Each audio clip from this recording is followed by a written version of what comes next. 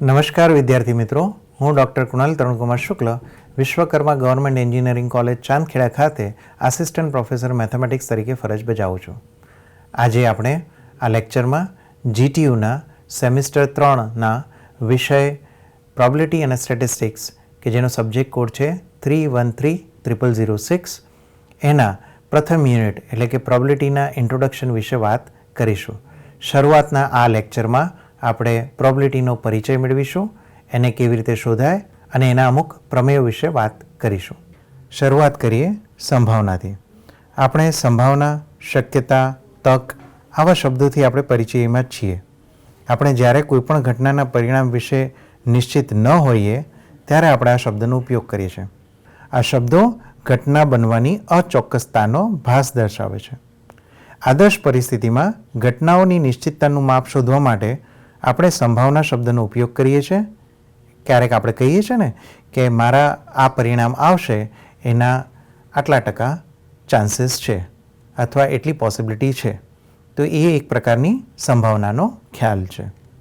સંભાવનાની વ્યાખ્યા બે રીતે આપવામાં આવેલી છે, એક પ્રશિષ્ટ અભિગમ દ્વારા અને એક પૂર્વધારણાયુક્ત અભિગમ દ્વારા. પ્રશિષ્ટ અભિગમ એટલે કે ક્લાસિકલ એપ્રોચ એ પાસ્કલ દ્વારા ઇન્ટ્રોડ્યુસ કરવામાં આવ્યો હતો અને પૂર્વધારણાયુક્ત અભિગમ એટલે કે એક્ઝિયોમેટિક ડેફિનેશન એ કોલ્મોગોરોવે આપેલો હતો. શરૂઆત કરીએ ક્રિયાથી. ક્રિયા એટલે શું? જનરલી આપણે રોજબરોજમાં ઘણી બધી ક્રિયાઓ કરીએ છીએ, જેમ કે બોલવું, ચાલવું, જમવું, સવારે વહેલા ઉઠવું, બ્રશ કરવું.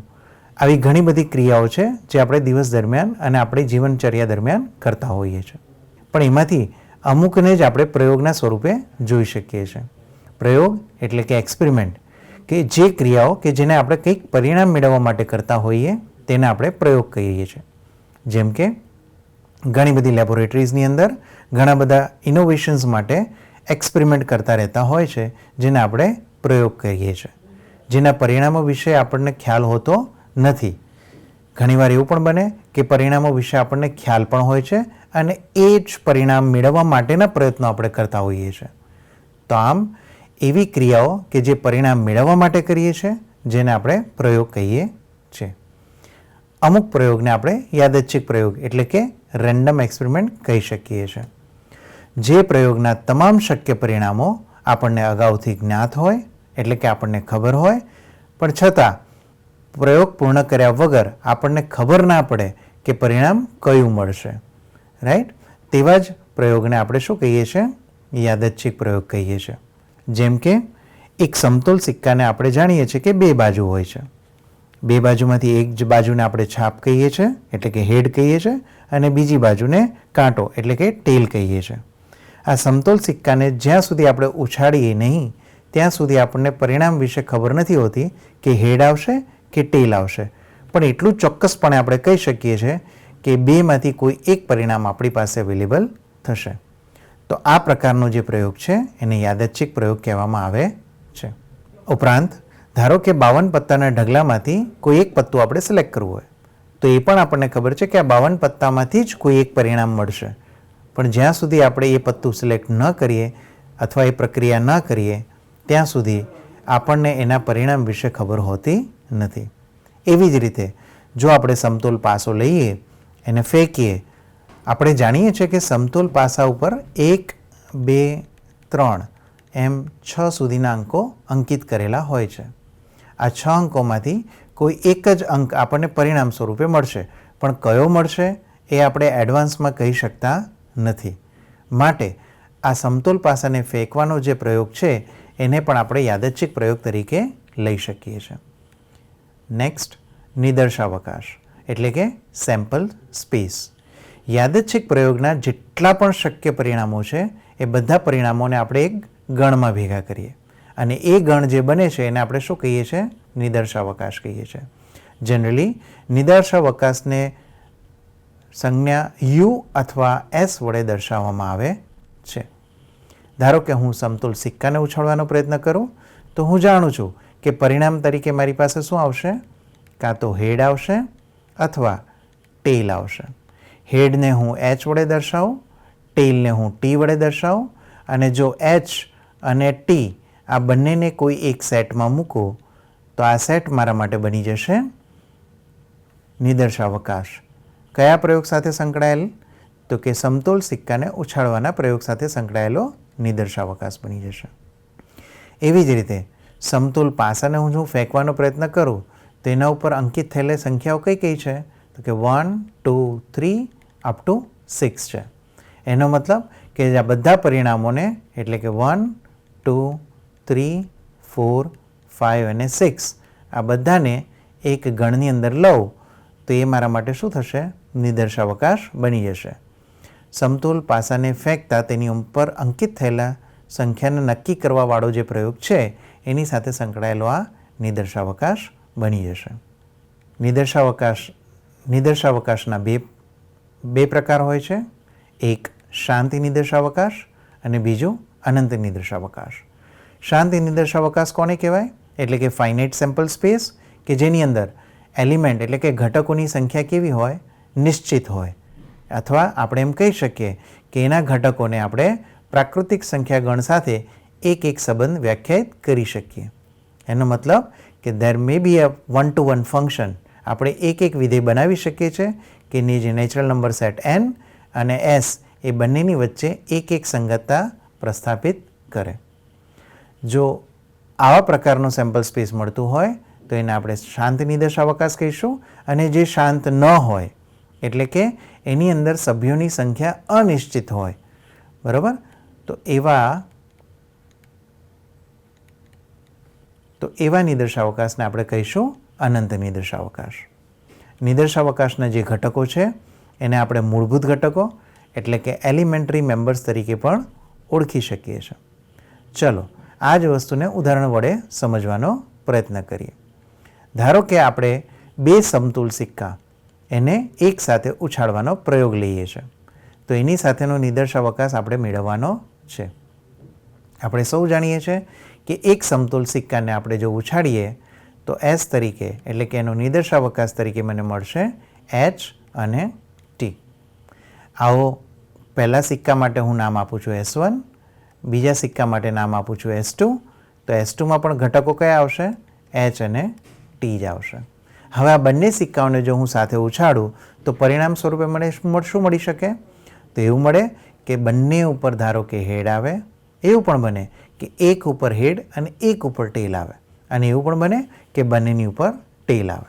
આ બધી જ શક્યતાઓને એકસાથે નિદર્શાવકાશની અંદર મેળવવા માટે આપણે શું કરવું પડે? S1 અને S2નો કાર્ટેશિય ગુણાકાર લેવો પડે. S1 એટલે આપણી પાસે આવશે H, T cross H, T કે જે S2ની પણ કિંમત છે. તો અહીંયા કાર્ટેશિય પદો આપણને કઈ મળશે? તો પહેલી પેર મળશે H, બીજી મળશે H સાથે T, ત્રીજી મળશે T સાથે H અને ચોથી મળશે પેર આપણી પાસે T અને Tની. આમ આ કુલ 4 ઘટકોથી બનતો નિદર્શાવકાશ આપણી પાસે આવશે. સરળતા ખાતર આને આપણે પેરની બદલે H એમ સીધું લખી શકીએ છીએ. બીજો ઘટક આવશે HT, ત્રીજો ઘટક આવશે TH અને ચોથો ઘટક આવશે TT. આમ 4 પોસિબિલિટીને આપણે નિદર્શાવકાશની અંદર દર્શાવી શકીએ છીએ. ધારો કે આપણે બીજું ઉદાહરણ લઈએ કે બે સમતોલ પાસાને આપણે એક સાથે ઉછાળવાનો પ્રયોગ લઈએ. તો પહેલા સમતોલ પાસાને ઉછાળતા આપણી પાસે પોસિબિલિટી કઈ આવશે? તો કે 1, 2, 3 અપ ટુ 6. એવી જ રીતે બીજા સમતોલ પાસાને આપણે ઉછાળીએ તો આપણી પાસે પોસિબિલિટી આવશે 1, 2, 3 એન્ડ સો ઓન 6. હવે પહેલા પાસા ઉપર 1 પડે, બીજા પાસા ઉપર 1 પડે, એવી રીતે પહેલા પાસા ઉપર 1 અને બીજા પાસા ઉપર 2, 3, 4, 5, 6 આમ અલગ અલગ શક્યતાઓ આપણી પાસે આવશે. આ બધી જ શક્યતાઓને ભેગી કરવા માટે આપણે શું કરી શકીએ? કાર્ટેશિય ગુણાકાર એટલે કે S1 ક્રોસ S2 આપણે અહીંયા લેવાના થશે. S1 તરીકે આપણી પાસે 1 to 6 છે, S2 તરીકે પણ 1 to 6 છે. એટલે જો હું અહીંયા પેર બનાવવાનું શરૂઆત કરું તો પહેલી પેર મારી પાસે આવશે 1ની 1 સાથે, એવી રીતે 1ની 2 સાથે, એવી રીતે 1ની 3 સાથે એન્ડ સો ઓન 1ની 6 સાથેની પેર આવશે.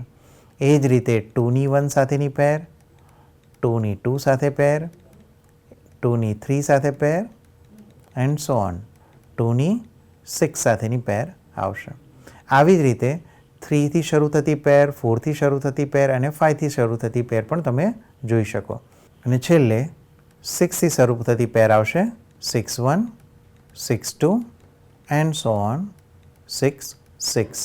આમ કુલ 36 ઘટકોથી બનતો આ નિદર્શ અવકાશ આપણે મેળવી શકીએ છીએ. આગળ વધીએ.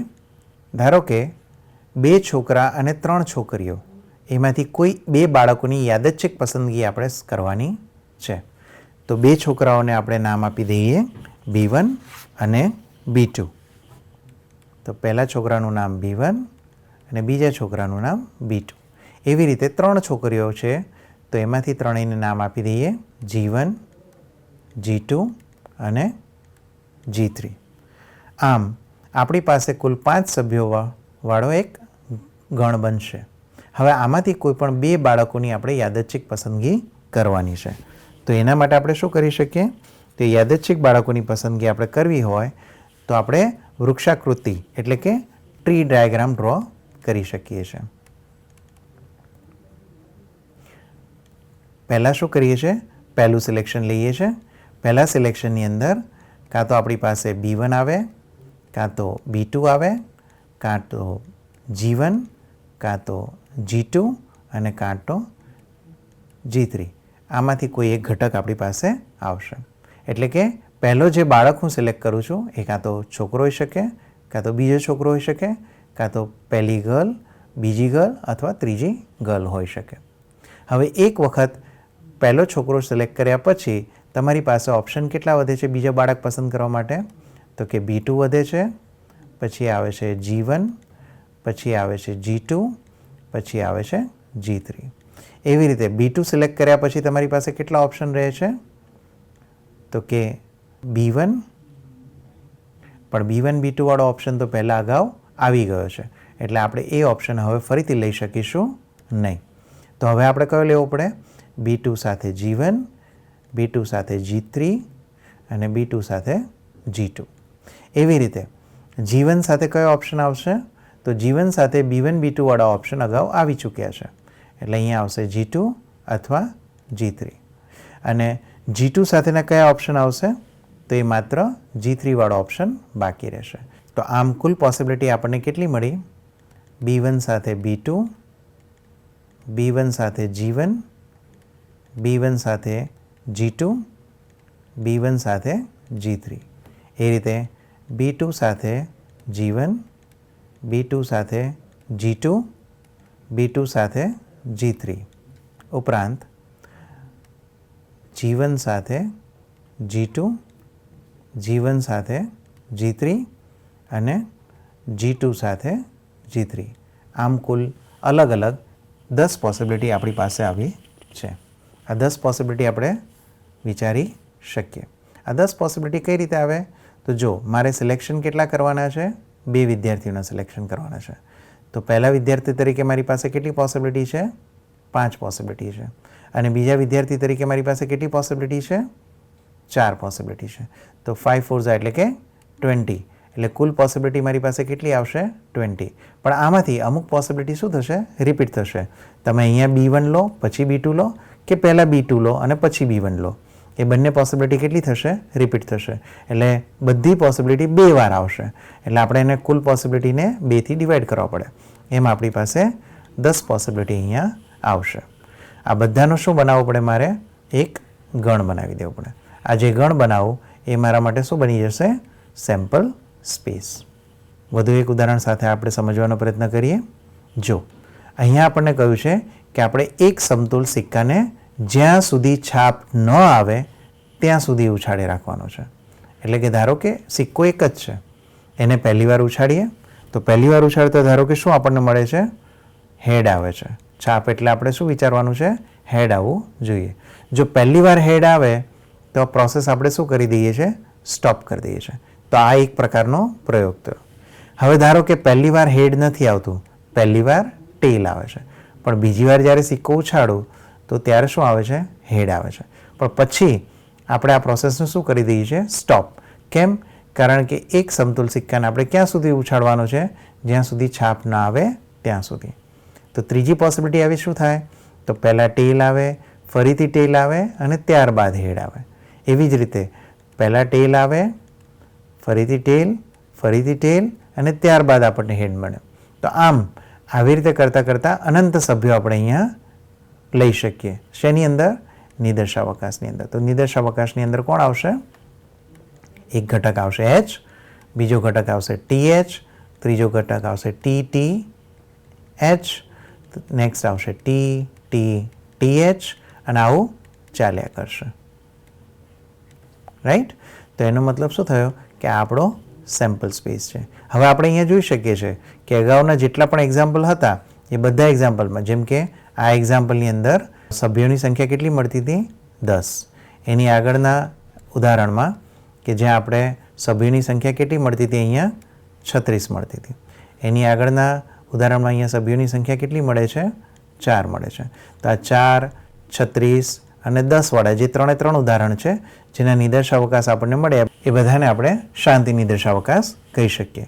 જ્યારે અહીંયા આ નિદર્શાવકાશની અંદર ઘટકોની સંખ્યા અનંત છે એટલે આપણે આને શું કહીશું? અનંત નિદર્શાવકાશ એટલે કે ઇન્ફાઇનાઇટ સેમ્પલ સ્પેસ કહી શકીશું. એક વધારે ઉદાહરણ લઈએ.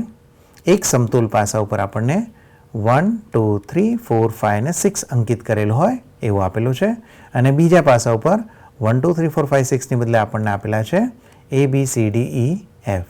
હવે આ બંને પાસાને એક સાથે ઉછાળવાઈએ તો પહેલા પાસાના જે સેમ્પલ સ્પેસ છે આપણને મળશે 1, 2, 3, 4, 5 અને 6. બીજા પાસા માટેની પોસિબિલિટી આપણી પાસે આપેલી છે S2માં. તો S2માં આપણને મળશે ABCDEF.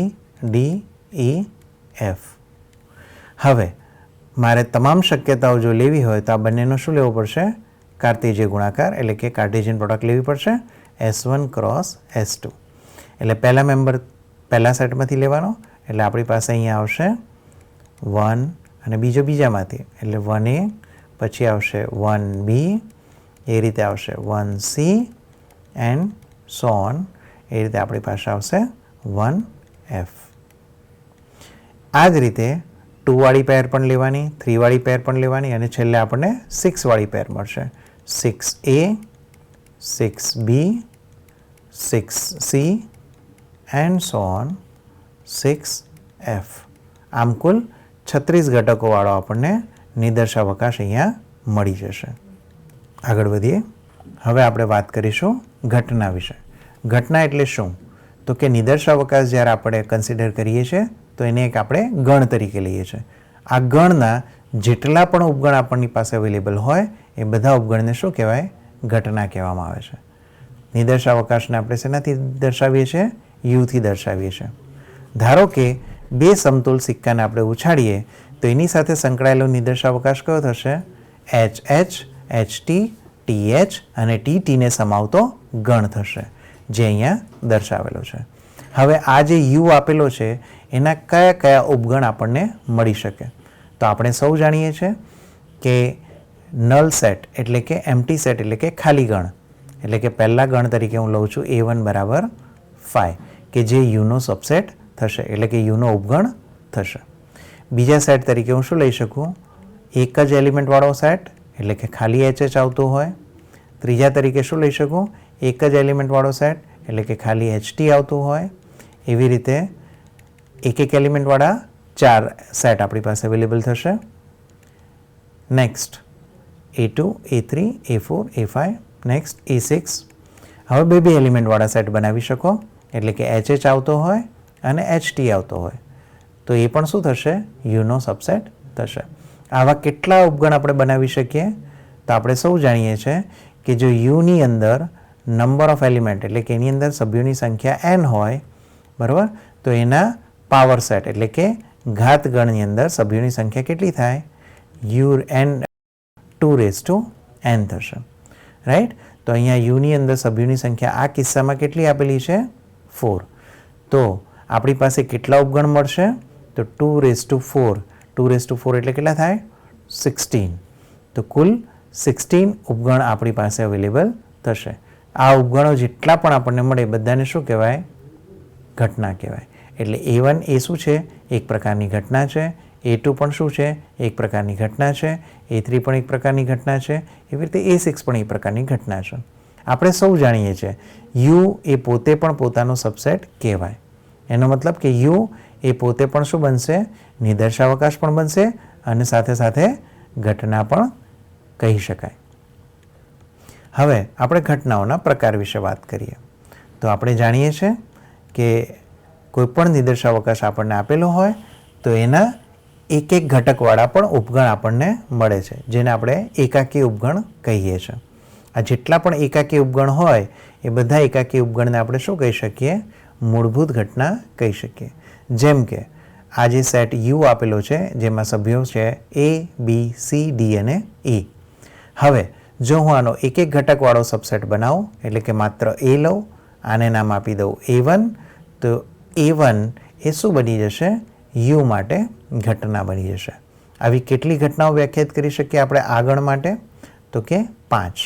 પહેલી A એકલો લઈને, બીજું B લઈને, ત્રીજું C, ચોથું D અને પાંચમું E લઈને આપણે આવા ઘટનાઓ બનાવી શકીએ છીએ.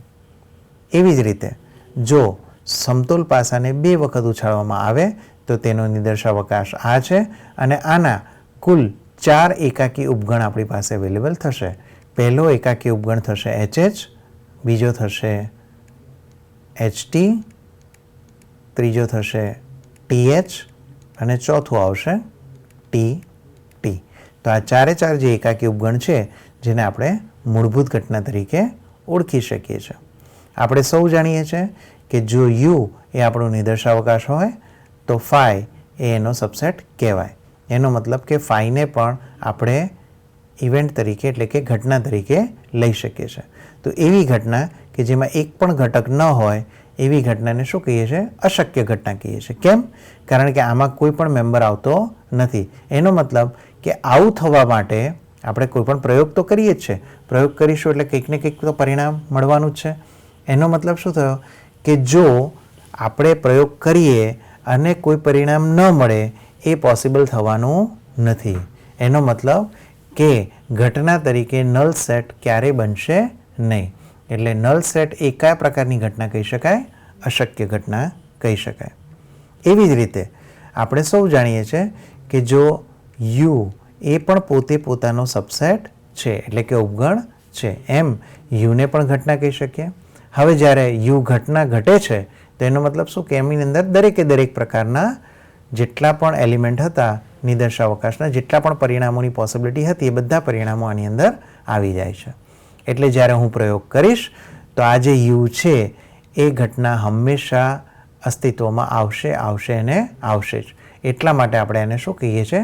ચોક્કસ ઘટના એટલે કે સર્ટેન ઇવેન્ટ તરીકે ઓળખીએ છીએ. મૂળભૂત ઘટનાઓની અંદર આપણે એક એક એલિમેન્ટ લઈએ છીએ અને આવા એક એક એલિમેન્ટવાળા જેટલા પણ મૂળભૂત ઘટનાઓ છે એને ભેગી કરી અને આપણે કોઈ ઘટના બનાવીએ તો એને શું કહી શકીએ? સંયુક્ત ઘટના એટલે કે કમ્પાઉન્ડ ઇવેન્ટ કહી શકીએ છીએ. આ કમ્પાઉન્ડ ઇવેન્ટમાં એક કરતાં વધુ ઘટકો હોય છે. આગળ વધીએ પૂરક ઘટનાના ખ્યાલ સાથે. તો આપણે સૌ જાણીએ છીએ કે U એટલે આપણો નિદર્શાવકાશ છે. ધારો કે નિદર્શાવકાશની અંદર આપણી પાસે પોસિબિલિટી છે A, B, C, D અથવા E પરિણામ મળવાની. હવે એક ઘટના હું લઈ લઉં છું એ ઘટનામાં મેમ્બર તરીકે લઉં છું A, B અને D. તો એનો મતલબ શું થયો કે જો હું પ્રયોગ કરું અને મને પરિણામ તરીકે A મળે તો એનો મતલબ કે ઘટના A અસ્તિત્વમાં આવી એમ કહેવાય.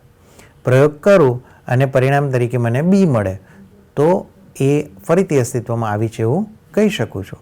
એવી જ રીતે જો પરિણામ સ્વરૂપે મને D મળશે તો પણ ઘટના A અસ્તિત્વમાં આવે છે એવું આપણે કહી શકીએ છીએ. હા, મારે જો એવું કહેવું હોય કે એ ઘટના અસ્તિત્વમાં આવતી નથી તો પરિણામ તરીકે શું આવવું જોઈએ? પરિણામ તરીકે આવવું જોઈએ કાં તો C અને કાં તો E. એનો મતલબ કે જ્યારે પરિણામ તરીકે C આવશે અથવા E આવશે તો એ જે શક્યતાઓ છે એ શક્યતાઓ એવું કહે છે કે એ ઘટના અસ્તિત્વમાં ધરાવતી નથી. પણ જો હું આનો સેટ બનાવું તો આ સેટ પણ પાછો કોનો સબસેટ થશે? U નો સબસેટ થશે. એનો મતલબ કે આને હું એ ડેશ તરીકે વ્યાખ્યાયિત કરી શકું છું. તો આ જે એ ડેશ આપણને મળે છે એ એક પ્રકારની શું થઈ ગઈ? પૂરક ઘટના થઈ ગઈ. આમ પૂરક ઘટના કોને કહેવાય? એ ઘટના અસ્તિત્વમાં આવતી ન હોય, બરાબર, એવી રીતે મળેલા પરિણામોનો જે ગણ છે એને આપણે શું કહીએ છીએ? પૂરક ઘટના કહીએ છીએ. નેક્સ્ટ લઈએ યોગ ઘટના. ધારો કે A1 એક એવી ઘટના છે, એનો મતલબ કે A1 કોનો સબસેટ છે? યુનો છે. એવી રીતે A2 પણ બીજી ઘટના લઈએ છીએ, એટલે કે નિદર્શાવકાશનો બીજો ઉપગણ લઈએ છીએ. તો યોગ ઘટના વ્યાખ્યાયિત કરવી હોય તો કઈ રીતે કરી શકાય? તો A1ને પણ ગણ તરીકે વિચારી શકાય છે, A2ને પણ ગણ તરીકે વિચારી શકાય છે, અને બે ગણની વચ્ચે આપણે યોગની ક્રિયા એ વ્યાખ્યાયિત કરી શકીએ છીએ. તો A1 યુનિયન A2 એટલે શું થશે? કે એવા એક્સ ભેગા કરો કે જે એક્સ કાં તો A1માં છે અથવા એક્સ ક્યાંનો મેમ્બર છે? A2નો મેમ્બર છે. આપણે પાછું એ પણ જાણીએ છીએ કે A1 યુનિયન A2 કરીશું તો એ પણ પાછો કોનો સબસેટ થશે? યુનો જ સબસેટ થશે. એનો મતલબ કે A1 ઘટના હોય, A2 ઘટના હોય તો A1 યુનિયન A2 એ પણ શું થશે? એક પ્રકારની ઘટના જ થશે. બરાબર? એનો મતલબ કે આપણે આ A1 યુનિયન A2 જે વ્યાખ્યાયિત કરીએ છીએ એને યોગ ઘટના કહી શકીએ છીએ. એવી રીતે છેદ ઘટના વ્યાખ્યાયિત કરવી હોય તો મારે શું કરવું પડે? યુનો સબસેટ લેવાનો, જેને હું નામ આપું છું A1, બીજો સબસેટ લઉં છું એને નામ આપું છું A2, અને આ બંનેનું ઇન્ટરસેક્શન કરીએ. એટલે કે એવા એક્સ ભેગા કરીએ કે જે એક્સ એમાં પણ હોય અને એક્સ A2માં પણ હોય. આમ બંને ગણમાં હોય એવા સભ્યોને ભેગા કરીએ તો આપણી પાસે જે ગણ મળે છે એ શું છે? છેદ ગણ છે. પણ આ છેદ ગણ પણ પાછો કોનો સબસેટ થાય છે? યુનો સબસેટ થાય છે. એટલે એને પણ આપણે ઘટના તરીકે સ્વીકારી શકીએ છીએ. આ ઘટનાને શું કહેવામાં આવે છે? છેદ ઘટના કહેવામાં આવે છે. પરસ્પર નિવારક ઘટના. એવી ઘટનાઓ, ધારો કે A belongs to power set of U, એટલે કે યુના ઘાતગણમાં છે, બી એ પણ ક્યાં છે? યુના ઘાતગણમાં છે. એટલે કે બંને કોના સબસેટ છે? યુના સબસેટ છે, એટલે કે ઉપગણ છે. તો એ પણ ઘટના છે, બી પણ ઘટના છે. હવે જો A ઇન્ટરસેક્શન બી એનો જવાબ આપણને મળતો હોય નલ સેટ, એટલે કે ખાલી ગણ, તો આ પ્રકારની ઘટનાઓ A અને બી એને શું કહી શકાય? પરસ્પર નિવારક ઘટનાઓ કહી શકાય. જેમ કે ધારો કે હું કોઈ પાસો ફેંકું છું તો એની અંદર પરિણામો સ્વરૂપે મને શું મળશે? કાં તો 1 મળશે, 2 મળશે, 3 મળશે, 4, 5 અથવા 6 મળશે. ધારો કે પરિણામ સ્વરૂપે મને અયુગ્મ સંખ્યા મળે છે, એટલે કે જવાબ તરીકે આવી છે 1, 3 અથવા 5. બીજી ઘટના હું લઉં છું કે જેમાં મને પરિણામ સ્વરૂપે યુગ્મ સંખ્યા મળે છે, એટલે કે 2, 4 અને 6 મળે છે. તો અહીંયા હું જોઈ શકું છું કે જો આ A અને B બંનેનું ઇન્ટરસેક્શન કરું, એટલે કે છેદગણ શોધું, તો મને કેવો મળશે? ખાલી ગણ મળશે. એનો મતલબ કે આ A અને આ B આ બંને ઘટનાઓ કેવી થશે? પરસ્પર નિવારક ઘટના થશે. નિશેષ ઘટનાનો મતલબ શું થાય? કે જે બંને ઘટનાને ભેગી કરો, એટલે કે કોઈ ઘટના A હોય, એટલે કે પાવર સેટ ઓફ યુનો મેમ્બર લીધો, બીજી કોઈ ઘટના લીધી, રાઈટ, અને આ બંને ઘટનાઓનો યોગ ગણ કરું. તો યોગ ગણ તરીકે મારી પાસે શું આવવું જોઈએ? નિદર્શાવકાશ સંપૂર્ણપણે અવેલેબલ થઈ જવો જોઈએ. એનો મતલબ કે A અથવા B બેમાંથી કોઈ પણ એક ઘટના ઘટે તો સર્ટેન ઇવેન્ટ, એટલે કે ચોક્કસ ઘટના અસ્તિત્વમાં આવે છે એવું આપણે કહી શકીએ, રાઈટ. તો આ બંને ઘટનાઓને શું કહી શકાય? આવા કિસ્સામાં નિશેષ ઘટનાઓ કહી શકાય, કારણ કે કોઈ પણ પરિણામ બાકી રહેતું નથી. પરસ્પર નિવારક અને નિશેષનો મતલબ શું થાય? કે A ઇન્ટરસેક્શન B બરાબર 5 પણ થવું જોઈએ અને A યુનિયન B બરાબર U પણ થવું જોઈએ. જો આ બંને વસ્તુ શક્ય થતી હોય તો એને આપણે શું કહીએ છીએ? પરસ્પર નિવારક અને નિશેષ ઘટના કહીએ છીએ. એનો મતલબ કે A belongs to P of U હોય, B belongs to P of U હોય અને A ઇન્ટરસેક્શન B એમાં કંઈ કોમન આવે નહીં, એટલે કે નલ સેટ થાય. A યુનિયન B કરો એટલે કે દરેકે દરેક ઘટક જે નિદર્શાવકાશમાં સ્થાન ધરાવે છે એ બધા આપણને પ્રાપ્ત થઈ જાય. તો આવા કિસ્સામાં A અને B એ બંનેને શું કહેવાય? પરસ્પર નિવારક અને નિશેષ ઘટના કહી શકીએ છીએ.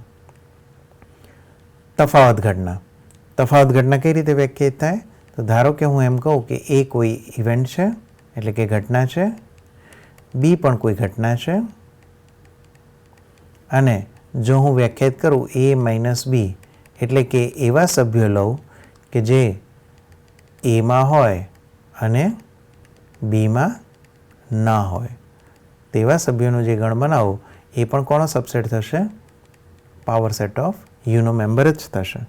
એટલે આ રીતે મળેલું જે ઘટના છે એ ઘટનાને આપણે શું કહીએ છીએ? તફાવત ઘટના કહીએ છીએ. હવે થોડો ખ્યાલ મેળવીએ ઘટનાઓ અને તેની ગણની પરિભાષામાં અભિવ્યક્તિ આપણે કેવી રીતે કરી શકીએ, એ રિપ્રેઝન્ટેશન કઈ રીતે થાય, એના વિશે આપણે થોડી વાત કરીએ. ધારો કે મને વાક્ય આપેલું છે કે એ એક ઘટના છે, તો એને મારે ગણ સંકેતમાં લખવું હોય તો હું કેવી રીતે લખી શકું? તો કાં તો હું લખી શકું એ સબસેટ યુ, એટલે કે યુનિવર્સલ સેટ, એટલે કે નિર્દેશાવકાશનો ઉપગણ છે, અથવા એવું પણ લખી શકું કે A belongs to power set of U, એટલે કે એના ઘાતગણની અંદર ઘટક તરીકે આવે છે. એ ઘટના બનતી નથી, તો એને દર્શાવવું તો કઈ રીતે દર્શાવી શકાય? એ ડેશના સ્વરૂપે દર્શાવી શકાય. ઘટના એ બને તો બી પણ બની જ હોય, એનો મતલબ શું થયો? કે એ બની હોય તો બી પણ બનશે, એટલે એ કોનો સબસેટ થશે? બીનો સબસેટ થશે, એવું આપણે લખી શકીએ. અશક્ય ઘટનાને દર્શાવવા માટે આપણે કોનો ઉપયોગ કરીશું? ફાઈનો. ચોક્કસ ઘટનાને દર્શાવવા માટે યુ, અથવા ઘણી જગ્યાએ આપણે એસનો પણ ઉપયોગ કરીએ છીએ, જ્યાં એસ અને યુ એ સેમ્પલ સ્પેસનું નિદર્શન છે. એ અને બી પરસ્પર નિવારક ઘટનાઓ છે એવું આપણે કહેવું હોય તો એનો મતલબ શું થયો? કે બંનેની અંદર કંઈ કોમન આવતું નથી, એટલે કે એ ઇન્ટરસેક્શન બી શું થાય છે? ફાઈ થાય છે. જો મારે એવું કહેવું હોય કે ઘટનાઓ એ અને બી નિશેષ છે, તો એનો મતલબ કે બંનેનો યુનિયન કરો તો તમારી પાસે મળી જાય છે સેમ્પલ સ્પેસ. હવે જો મારે એવું કહેવું હોય કે ઘટનાઓ એ અને બી પૈકી ફક્ત ઘટના બી બને છે, ઘટના એ બનતી નથી, એટલે મતલબ શું થયો? બી બને છે પણ એ બનતી નથી, એટલે કે બી ઇન્ટરસેક્શન એ ડેશ પણ કહી શકો, અથવા એને બી માઇનસ એ તરીકે પણ લખી શકો છો. આવી જ રીતે જો ઊંધું વિચારીએ કે ઘટનાઓ એ અને બી પૈકી ફક્ત ઘટના એ જ બને છે, તે વખતે શું લખી શકાય? એ માઇનસ બી લખી શકાય. અને આપણે જ્યારે એવું કહેવું હોય કે બંને પૈકી ફક્ત કોઈ એક જ ઘટના બને છે, પછી એ બને કે પછી બી બને, એની સાથે આપણને કોઈ વાંધો નથી, તો એને આપણે શું લખી શકીએ? કાં તો એ માઇનસ બી થાય છે, અથવા એટલે યુનિયન બી માઇનસ એ થાય છે. આ બેમાંથી કોઈ એક વસ્તુ મળે છે, જેને આપણે સંમિત તફાવત તરીકે પણ ઓળખીએ છીએ, એટલે કે એ ડેલ્ટા બી સ્વરૂપે પણ આપણે લખી શકીએ છીએ.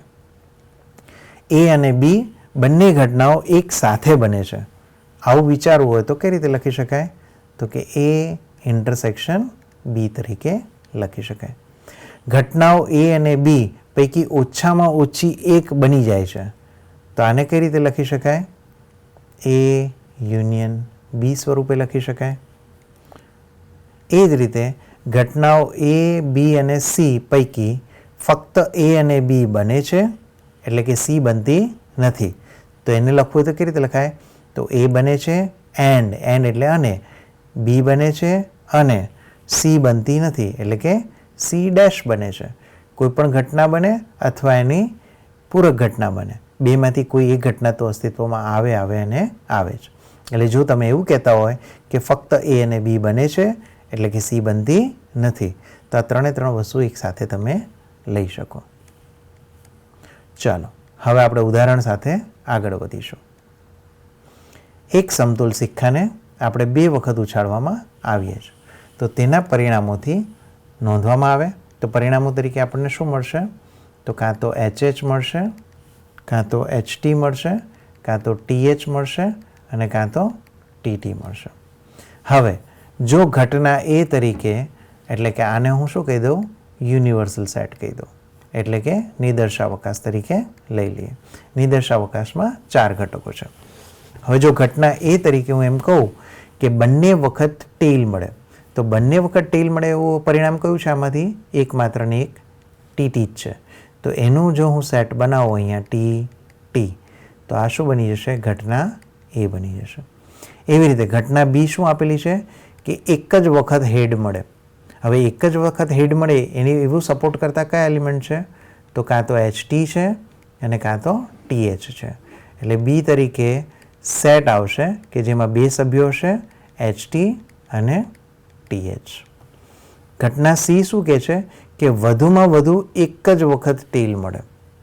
વધુમાં વધુ એક જ વખત ટેલ મળે. એનો મતલબ કે બંને વખત ટેલ આવવું જોઈએ નહીં. એટલે કે અથવા એમ પણ વિચારી શકાય કે એક વખત ટેલ મળે છે અથવા એક પણ વખત ટેલ મળતું નથી. તો કયા કયા સભ્યો આવશે સીમાં?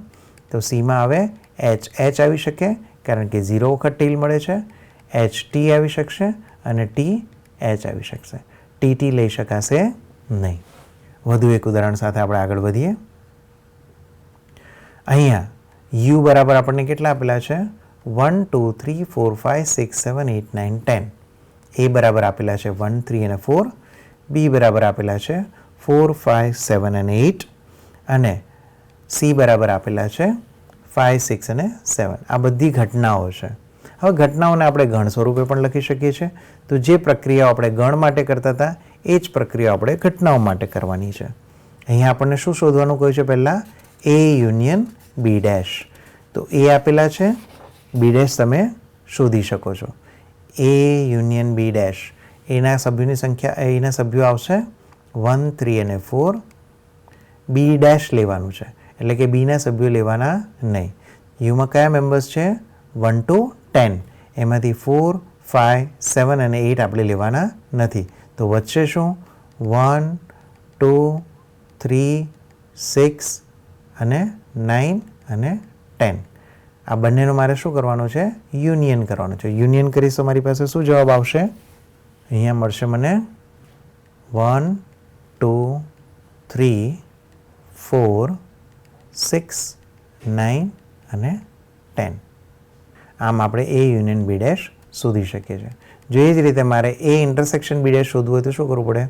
1, 3 અને 4 લેવાના, એનું ઇન્ટરસેક્શન B ડેશ સાથે કરવાનું. એટલે 1, 2, 3, 6, 9 અને 10 લેવાના. અને પછી બંનેનું છેદગણ એટલે કે કોમન મેમ્બર્સનું લિસ્ટ બનાવવાનું. કોમન મેમ્બર્સ બંનેમાં કયા છે? તો કે 1 બંનેમાં છે, 3 બંનેમાં છે, પણ 4 બંનેમાં નથી. એટલે 1 અને 3 વાળો જે સેટ છે એ બંનેનું ઇન્ટરસેક્શન થશે. એવી રીતે A dash intersection B dash કરવું હોય તો પહેલાં મારે શું કરવું પડશે? A ડેશ ફાઇન્ડ કરવા પડશે. A ડેશ તરીકે મને અહીંયા શું મળશે? તો કે 1, 3 અને 4 નહીં લેવાના. એટલે શું આવશે? 2, 4 ની આવે 5, 6, 7, 8, 9 અને 10 આવશે. એ જ રીતે B ડેશ તરીકે શું આવશે મારી પાસે? તો B ડેશ તરીકે આવશે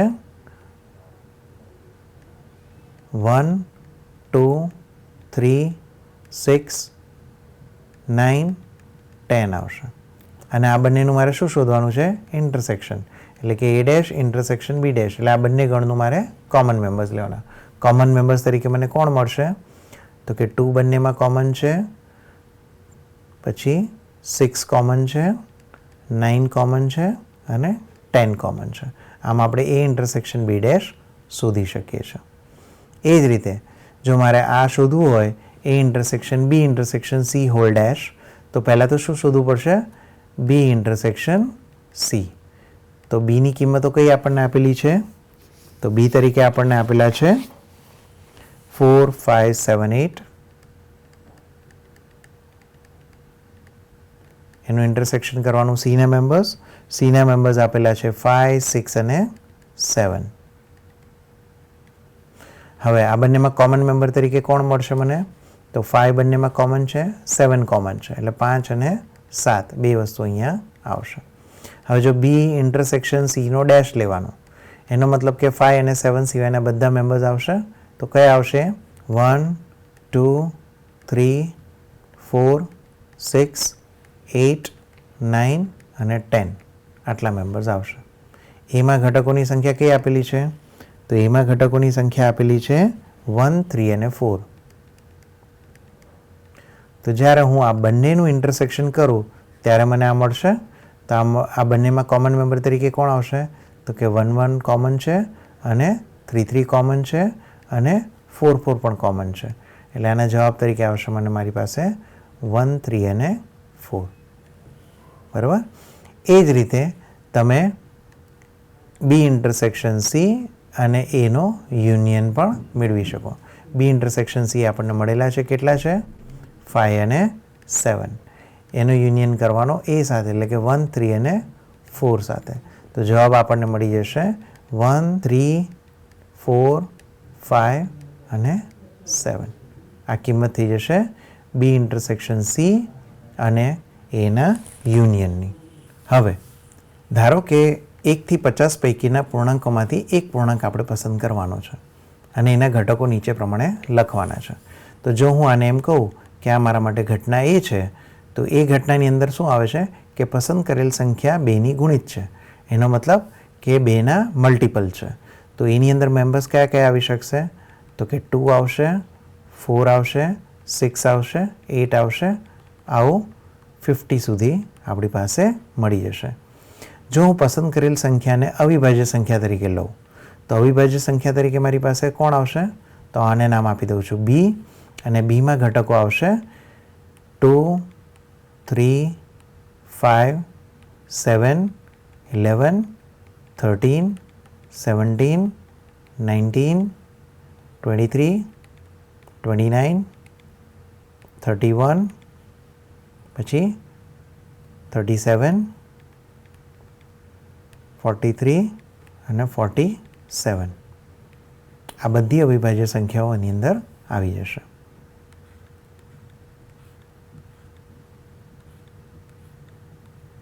હવે આપણે સમજીએ કે યોગનીય ગણ વિધેય કોને કહેવાય. તો ધારો કે યુ એક શાંતિ નિદર્શાવકાશ છે. શાંત એટલે કે એની અંદર સભ્યોની સંખ્યા નિશ્ચિત છે. યુનો ઘાતગણ પીયુ તરીકે આપણે દર્શાવીએ છીએ અને પીયુના જેટલા પણ મેમ્બર્સ હોય એને આપણે શું કહીએ છીએ? ઘટના કહીએ છીએ. અહીંયા વિધેય ટી એ એસ થી આર પરનું લીધેલું છે, જ્યાં આર એ રિયલ નંબર સેટ એટલે કે વાસ્તવિક સંખ્યા ગણ છે, એટલે એને આપણે શું કહી શકીએ? વાસ્તવિક ગણ વિધેય કહી શકીએ. હવે ધારો કે A1 અને A2 આ બંને મેમ્બર ક્યાંથી લઈએ છીએ? આપણે સેટના મેમ્બર લઈએ છીએ અને A1 અને A2નું ઇન્ટરસેક્શન શું કરીએ? 5. એનો મતલબ કે બંને કેવા છે? પરસ્પર નિવારક છે.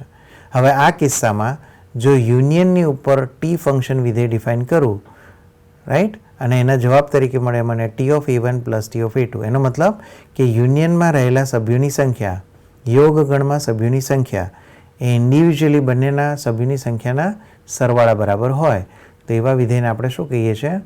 યોગનીય ગણ વિધેય કહીએ છીએ. ઉદાહરણ તરીકે આપણે સમજવાનો પ્રયત્ન કરીએ. ધારો કે યુમાં આપણને ઘટકોની સંખ્યા આપેલી છે 2, એ અને બી. ટી એ એસ થી આરનું વિધેય આપણે વ્યાખ્યાયિત કરીએ છીએ, જ્યાં એ ક્યાંથી લઈએ છીએ? આપણે એસમાંથી લઈએ છીએ અને ટી ઓફ એ બરાબર શું લઈએ છીએ? એના ઘટકોની સંખ્યા. હવે મારે શું કરવાનું છે? અહીંયા વિધેયનો વિસ્તાર લખવાનો છે. તો પહેલાં તો આપણે શું લખીએ કે નિદર્શાવકાશ યુ આપણને કેટલા આપેલા છે? એ અને બી, કે જેમાં 2 ઘટકો આવેલા છે. એસ તરીકે આપણી પાસે શું આવશે? તો કે પાવર સેટ ઓફ યુ લઈએ છીએ. પાવર સેટ ઓફ યુમાં કયા મેમ્બર આવે? તો એક આવે 5, બીજો એકલો એ વાળો મેમ્બર આવશે, એકલા બી વાળો સેટ આવશે અને એક એ અને બી બંને સાથે આવશે. આમ જો હું આ એસની ઉપર એ વિધેય વ્યાખ્યાયિત કરું, કયું? ટી. તો ટી વિધેય શું છે? એના ઘટકોની સંખ્યા, એટલે કે ટી ઓફ 5 એનો જવાબ મને શું મળી જશે? 0. એવી રીતે ટી ઓફ સિંગલટન સેટ એ એનો જવાબ મને મળશે 1. ટી ઓફ સિંગલટન સેટ બી એનો જવાબ મને મળશે 1, કારણ કે એમાં સભ્યોની સંખ્યા એક જ છે. એ જ રીતે ટી ઓફ એ બી લઈએ તો એની અંદર સભ્યોની સંખ્યા આપણી પાસે આવશે 2. એટલે અહીંયા આપણી પાસે વિધેયના વિસ્તાર તરીકે શું મળશે? કાં તો 0 મળશે, કાં તો 1 મળશે, કાં તો 1 મળશે અથવા 2 મળશે. એટલે વિસ્તાર તરીકે શું લઈ શકું? 0, 1 અને 2 લઈ શકાય. હવે વધુમાં મારે શું સાબિત કરવાનું છે? કે જે આપેલું વિધેય ટી છે એ કેવું છે? યોગનીય ગણ વિધેય છે. યોગનીય ગણ વિધેય એટલે શું થાય? તો હમણાં જ આપણે જોયું કે યોગનીય ગણ વિધેય સાબિત કરવું તમારે શું સાબિત કરવું પડે કે A1 યુનિયન A2 લઉં તો એનો જવાબ મારી પાસે શું આવે? T ઓફ A1 આવે પ્લસ T ઓફ A2 આવશે. પણ અહીંયા A1 A2 તરીકે મારી પાસે એસમાંથી મેમ્બર લેવાના છે, તો ઘણી બધી પોસિબિલિટી હોઈ શકે. A1 બરાબર 5 લઈએ અને A2 બરાબર A લઈએ અથવા B લઈએ અથવા AB લઈએ, પણ એ રીતે પેર સિલેક્ટ કરવી પડશે કે જેથી A1 ઇન્ટરસેક્શન A2 કેવા થવા જોઈએ? નલ સેટ થાય. A1 અને A2ની વચ્ચે કંઈ કોમન આવવું જોઈએ નહીં. કે પહેલી પોસિબિલિટીમાં આપણે લઈ લઈએ છીએ A1 બરાબર લઈ લઈએ 5 અને A2 બરાબર લઈ લઈએ સિંગલટન સેટ A. તો હવે જો અહીંયા શું છે? A1 ઇન્ટરસેક્શન A2 એ 5 થાય છે, તો જવાબ છે હા. A1 યુનિયન A2 કરીએ તો આપણી પાસે જવાબ શું મળશે? સેટ A મળશે. હવે T of A1 union A2 apply કરીએ તો જવાબ મને મળે છે 1. સામેની side T of A1 plus T of A2 કરીએ તો A1માં સભ્યોની સંખ્યા કેટલી છે? 0, એટલે અહીંયા જવાબ આવશે 0 અને Aમાં સભ્યોની સંખ્યા કેટલી છે? 1, એટલે અહીંયા જવાબ આવશે 1. તો અહીંયા પણ 0 + 1 એટલે જવાબ શું થઈ ગયો? 1 થઈ ગયો. એનો મતલબ કે આ અને આ બંને કેવા છે? સેમ છે. એનો મતલબ કે એક કિસ્સો કે જ્યાં A1 બરાબર આપણે 5 લઈએ છીએ અને A2 બરાબર A લઈએ છીએ, ત્યાં આપણે યોગનીય ગણ વિધેય છે એવું કહી શકીએ છીએ. એવી જ રીતે બધા અન્ય કિસ્સા પણ આપણે ચકાસવા પડે, જેમ કે A1 બરાબર તમે લઈ લો A અને A2 તરીકે લઈ લઈએ આપણે B. તો આ કિસ્સામાં પણ વિચારી શકાય. A1 તરીકે લઈ લઈએ B અને A2 તરીકે લઈ લઈએ 5. તો આ કિસ્સામાં પણ આપણે ચકાસણી કરવી પડે. ખ્યાલ આવ્યો? તો આમ અલગ અલગ કિસ્સામાં આપણે બધી જ વખતે એ સાબિત કરી શકીએ છીએ કે T of AI union AJ બરાબર T of AI plus T of AJ સાબિત કરી શકાય છે. એનો મતલબ કે આપેલું વિધેય કેવું છે? યોગનીય ગણ વિધેય છે. હવે આપણે લઈશું પૂર્વધારણાયુક્ત વ્યાખ્યા, એટલે કે એક્ઝિયોમેટિક ડેફિનેશન લઈશું. U એક શાંત નિર્દેશાવકાશ છે, S એ ઘાતગણ છે અને ધારો કે ગણ વિધેય આપણે આ રીતે વ્યાખ્યાયિત કરીએ છીએ કે જે નીચેની આ 3 પૂર્વધારણાઓનું પાલન કરે છે. પહેલી પૂર્વધારણા કે કેવું છે? નિવારક ઘટનાઓ માટે યોગનીય ગણ વિધેય છે. બીજું કે દરેક A બિલોંગ્સ ટુ S માટે P ઓફ A નો જવાબ હંમેશા આપણને કેવો મળશે? Greater than or equal to 0 મળશે. ગ્રેટર દેન 0 એનો મતલબ કે નેગેટિવ હોવા જોઈએ નહીં. અને સર્ટેન ઇવેન્ટ એટલે કે યુનિવર્સલ સેટ એટલે કે શાંતિ નિર્દેશાવકાશ જે આપણને આપેલો છે એના માટે જો આપણે Pની કિંમત શોધવાનો પ્રયત્ન કરીએ તો એ હંમેશા આપણને કેટલી મળે? 1 મળે. આ ત્રણે ત્રણને જે સમાધાન કરતું હોય એવા વિધેયને આપણે શું કહીએ છીએ? સંભાવના વિધેય કહીએ છીએ. આ છે એની પૂર્વધારણાયુક્ત વ્યાખ્યા કે જે કોલ્મોગોરોવે ઈસવીસન 1933માં આપી હતી. એવી જ રીતે જો પ્રશિષ્ટ વ્યાખ્યાની વાત કરીએ તો પ્રશિષ્ટ વ્યાખ્યાની અંદર આપણે શું કરીએ છીએ?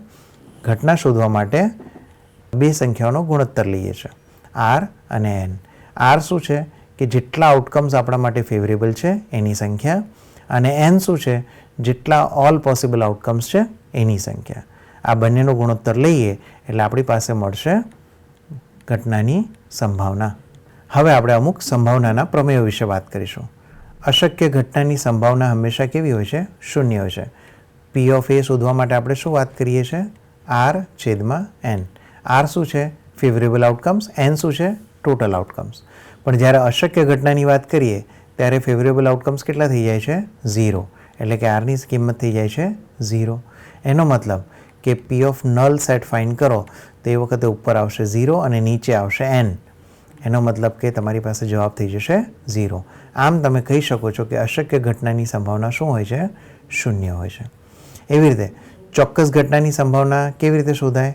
તો ચોક્કસ ઘટનાની સંભાવના માટે મારે P ઓફ U શોધવા પડે. P ઓફ Uમાં ઉપર આવશે અનુકૂળ પરિણામોની સંખ્યા અને નીચે આવશે કુલ પરિણામોની સંખ્યા.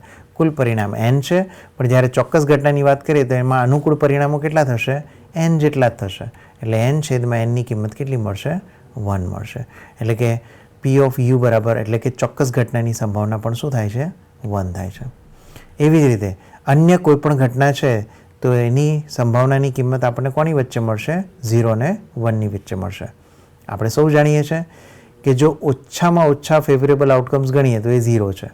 વધુમાં વધુ ફેવરેબલ આઉટકમ્સ ગણીએ તો એ આપણી પાસે કેટલા છે? n છે. એનો મતલબ કે આરની કિંમત 0 અને nની વચ્ચે જ આવશે. જો હું ત્રણેય જગ્યાએ n વડે ભાગાકાર કરું તો મારી પાસે શું મળશે? 0/n એટલે 0 મળશે. r/n ને હું pa તરીકે ઓળખી શકું છું અને n/n એટલે કિંમત મળી જશે 1. આમ પ્રોબેબિલિટી ઓફ a એની કિંમત મિનિમમ કેટલી હોઈ શકે? 0 હોઈ શકે ને મેક્સિમમ કેટલી હોઈ શકે? 1 હોઈ શકે. પી ઓફ a શોધવા હોય તો એને ફેવર કરતા સભ્યોની સંખ્યા ધારો કે r છે તો a ને ફેવર કરતા સભ્યોની સંખ્યા કેટલી થશે? તો કુલ સભ્યોની સંખ્યા માઇનસ r થશે. એટલે કે n ઓફ a બરાબર n - r આવશે. આનો મતલબ શું થયો કે જ્યારે મારે પી ઓફ a શોધવું છે ત્યારે ઉપર મારે a ને ફેવર કરતા સભ્યોની સંખ્યા એટલે કે n - r લખવી પડે અને નીચે આવશે n એટલે કે કુલ સભ્યોની સંખ્યા. એટલે આ થશે 1 - r/n. એટલે આ થઈ જશે 1 - p ઓફ a. આમ પી ઓફ a મારે શોધવા હોય ત્યારે મારે શું કરવું પડે? 1 - p ઓફ a લેવા પડે. એવી જ રીતે P of a union B is equal to P of a plus P of B minus P of a intersection B થાય. આ આપણે ગણ ક્રિયાઓ આધારિત સિદ્ધાંતો પરથી મેળવી શકીએ છીએ. આપણે જાણીએ છીએ number of element in a union B એટલે કે a યુનિયન બીના સભ્યોની સંખ્યા મેળવવી હોય તો એના સભ્યોની સંખ્યા પ્લસ બીના સભ્યોની સંખ્યા માઇનસ એ ઇન્ટરસેક્શન બીના સભ્યોની સંખ્યા વડે મેળવી શકાય છે. બંને બાજુ કુલ સભ્યોની સંખ્યા વડે ભાગાકાર કરીએ એટલે આપણી પાસે પ્રોબેબિલિટીની આ ફોર્મ્યુલા મળી જશે. એ જ રીતે P of a minus B બરાબર P of a minus P of a intersection B તરીકે આપણે લઈ શકીએ છીએ ફોર્મ્યુલા. અને આ પ્રમેયનો ઉપયોગ કરી અને આપણે એક્ઝામ્પલ ગણવાના હોય છે. ઉદાહરણ સાથે આગળ વધીએ. પતિ અને પત્ની બંને એક જ ઓફિસમાં બે જગ્યાઓ પર નોકરી માટે અરજી કરે છે. પતિને નોકરી મળે તેની સંભાવના 1/7 છે તથા પત્નીને નોકરી મળે તેની સંભાવના 1/5 છે.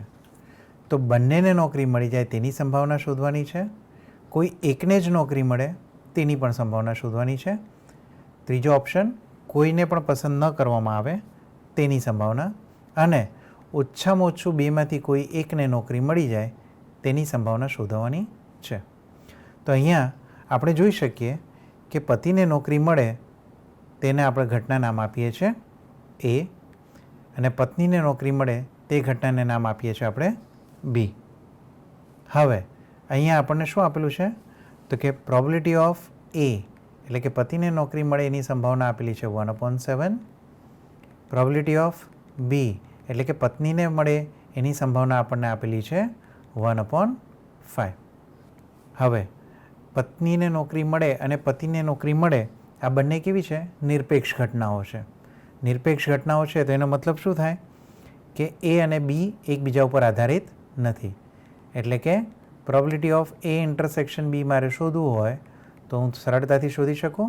એ થઈ જશે P of A into P of B.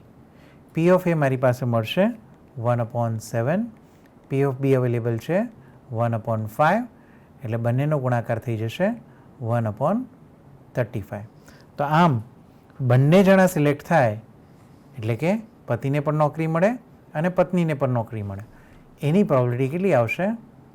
Right, બંનેને નોકરી મળી જાય તેની સંભાવના આપણી પાસે થશે 1/35. હવે આગળ વધીએ. આગળ આપણે બીજું શું શોધવાનું છે? તો કે કોઈ એકને જ નોકરી મળે તેની સંભાવના આપણે મેળવવાની છે. એટલે કે કાં તો એને નોકરી મળે અને કાં તો બીને નોકરી મળે. બેમાંથી એક જ વ્યક્તિને નોકરી મળી જાય. તો એના માટે આપણે શું કરીએ? પી ઓફ એ યુનિયન બી શોધીએ. પી ઓફ એ યુનિયન બી બરાબર શું થશે? તો કે P of A plus P of B minus P of A છેદ B. P P of A મારી પાસે અવેલેબલ છે 1/7, પી ઓફ બી આવશે 1/5 માઇનસ 1/35. એટલે આપણી પાસે જવાબ આવશે 11/35. એનો મતલબ કે કાં તો પતિને નોકરી મળે છે અને કાં તો પત્નીને નોકરી મળે છે. એટલીસ્ટ બેમાંથી એક જણાને નોકરી મળી જાય છે. ત્રીજું, ધારો કે બેમાંથી કોઈ પણ વ્યક્તિ સિલેક્ટ થતા નથી. એનો મતલબ કે એનું પણ સિલેક્શન નથી થતું એટલે કે એ ડેશ, અને બીનું પણ સિલેક્શન નથી થતું એટલે કે બી ડેશ. એની પ્રોબેબિલિટી મારે શોધવી છે. તો શું મળશે? તો એ થશે પી ઓફ એ યુનિયન બી એનો ડેશ. એટલે આપણી પાસે આવી જશે 1 minus probability of A union B. A union બીની પ્રોબેબિલિટી હમણાં જ આપણે શોધી છે, એ છે 11/35. રાઈટ? તો અહીંયા કિંમત મૂકી દઈશું કે 1 માઇનસ 11/35 એટલે આપણી પાસે આવશે 24/11. હવે આપણે જોઈએ છે કે પ્રોબેબિલિટી ઓફ બેમાંથી એકને જ નોકરી મળે. કાં તો એને નોકરી મળે અને કાં તો બીને નોકરી મળે. એનો મતલબ કે કાં તો એને નોકરી નથી મળતી અને બીને નોકરી મળે છે, અથવા એને નોકરી મળે છે અને બીને નોકરી નથી મળતી. આ બેમાંથી કોઈ એક કિસ્સો સાચો હોય તો એ ચાલશે. પણ બેઝિકલી આ શું કહેવાય? તો આની પ્રોબેબિલિટી મારે જ્યારે શોધવી હોય તો એ શોધવા માટે હું શું કરી શકું? તો યુનિયનમાંથી ઇન્ટરસેક્શનવાળો ભાગ રિમૂવ કરી શકાય. એટલે કે પી ઓફ એ યુનિયન બી લઈ લો, એમાંથી પી ઓફ એ ઇન્ટરસેક્શન બીને આપણે સબટ્રેક્ટ કરી દઈએ. Right? P of A union B એટલે થશે 11/35 અને પી ઓફ એ ઇન્ટરસેક્શન બી એટલે આવશે 1/35. બાદબાકી કરીશું એટલે આપણી પાસે આવશે 10/35 અને 10/35ને આપણે 2/7 તરીકે પણ દર્શાવી શકીએ છીએ. તો વિદ્યાર્થી મિત્રો, અહીંયા આપણે સંભાવનાનો થોડો ખ્યાલ મેળવ્યો, થોડી મુખ્ય વ્યાખ્યાઓ જે આપણે લેવાની હતી લીધી, અમુક પ્રમેય વિશે વાતો કરી અને થોડા ઘણા ઉદાહરણો આપણે જોયા.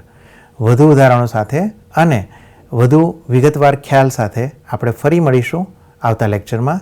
ત્યાં સુધી જય હિન્દ, જય ભારત.